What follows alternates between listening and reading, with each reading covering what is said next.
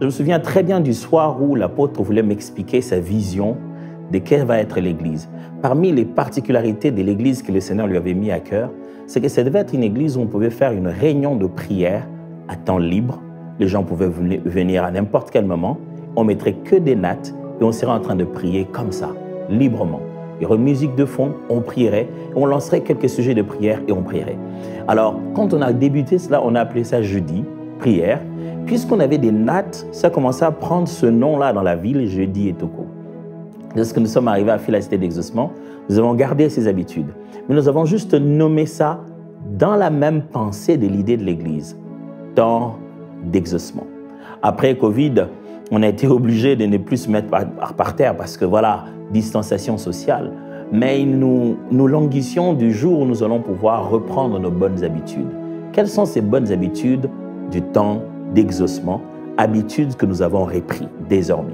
Premièrement, le temps d'exaucement, c'est un moment pour toute la journée. À n'importe quel moment, vous pouvez venir prier. Et désormais, on a repris cela. Le matin, midi, soir. Le grand soir, c'est la plénière. On vient se rencontrer ensemble. Mais le temps d'exaucement, ce n'est pas une minute. C'est toute une journée où on a des temps d'exaucement. Désormais, on a repris de prier à n'importe quel moment de la journée, chaque jeudi. Le matin, vous avez un temps de prière. À midi, vous avez un temps de prière. Et des équipes qui peuvent vous aider dans la prière avant de venir à la plénière. Il y a des gens qui, le soir, n'ont pas le temps. Leur meilleur moment, c'était le matin. Alors, sachez-les désormais que vous êtes sur ce temps d'exaucement durant toute la journée. Mais deuxièmement, c'est aussi les nattes, la position de prière. Pourquoi les nattes? Il n'y a rien de mystérieux si ce n'est mettre les hommes et les femmes dans les meilleures conditions de prière. Une de prière, un des messages qu'on a eu quand on mettait en avant ces cultes de jeudi, c'est le fait que Élie priait en mettant sa tête entre ses genoux. Regardez l'aisance qu'il avait de pouvoir prier. On met les nattes pour que vous puissiez être à l'aise et prier aisément sans vous soucier de comment vous êtes habillé, qu'est-ce qu'il y a. Les nattes sont de retour. Désormais, durant toute la journée, il n'y a que des nattes pour prier, rester dans la présence de Dieu.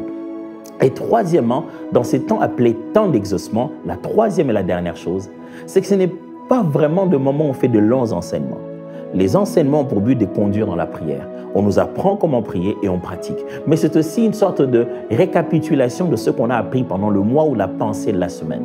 Toutes ces trois choses, par la grâce de Dieu, sont revenues pour que nous puissions les appliquer au maximum. Temps d'exaucement. Dieu m'a dit un jour, en commençant cette église, il m'a dit à Thomas, je réponds à la prière. Je suis le Dieu qui exauce. Si on donne un temps d'exaucement, c'est qu'on donne à Dieu l'opportunité de prouver qu'il est Dieu. Moi, j'ai déjà testé ça. J'aimerais vous défier. Essayez de faire confiance au Dieu qui exauce. Vous m'en direz des nouvelles. Dieu vous bénisse.